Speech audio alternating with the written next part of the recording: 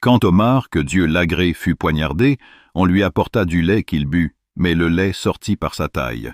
Le médecin lui dit, « Fais tes recommandations au commandeur des croyants, car tu ne vivras pas. » Il appela son fils Abdullah et lui dit, « Apporte-moi Hudayfa ibn al-Yaman. » Et Hudayfa est venu, lui qui était le compagnon à qui le prophète, paix et bénédiction sur lui, avait donné une liste des hypocrites que seul Allah, son messager et Hudayfa connaissaient.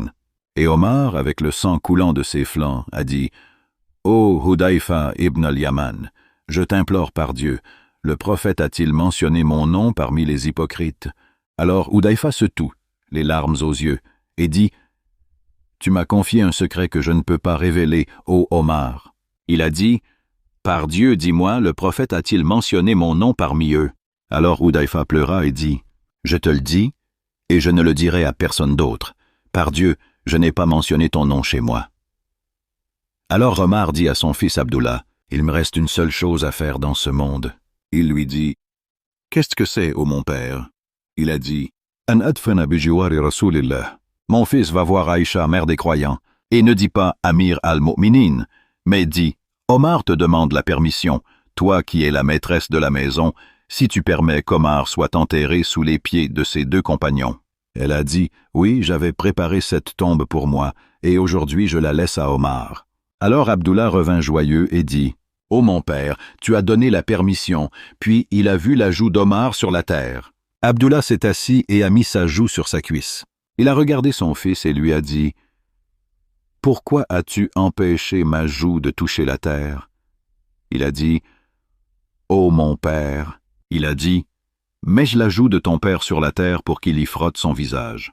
Malheur à Omar s'il n'est pas pardonné par son Seigneur demain. » Et Omar est mort après avoir recommandé à son fils en disant, « Si tu me portes et pries pour moi dans la mosquée du messager d'Allah, regarde à Hudayfa, car il pourrait avoir été prudent dans ses paroles. Si Hudayfa prie pour moi, alors porte-moi vers la maison du messager d'Allah. Puis reste devant la porte et dis, « Omer, c'est ton fils Omar. Ne dis pas commandeur des croyants, car tu pourrais avoir honte de moi et m'avoir permis d'entrer.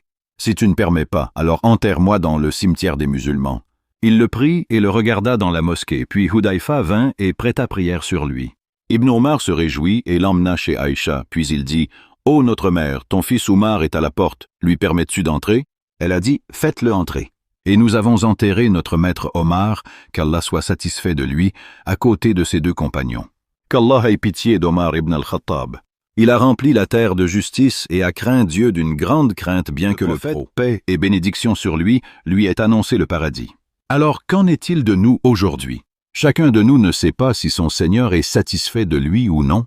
Et pourtant, nous nous amusons et rions, nous n'avons peur de rien, nous ne craignons rien et nous ne pensons pas à notre sort après la mort. Ô Allah, fais que notre fin soit bonne et affermis-nous au moment de la mort. Allah, guide-nous. Ensuite, guide-nous. Puis, guide-nous et nos descendants. Une guidance pour ne jamais nous égarer, ni nous égarer après cela, ô Seigneur des mondes.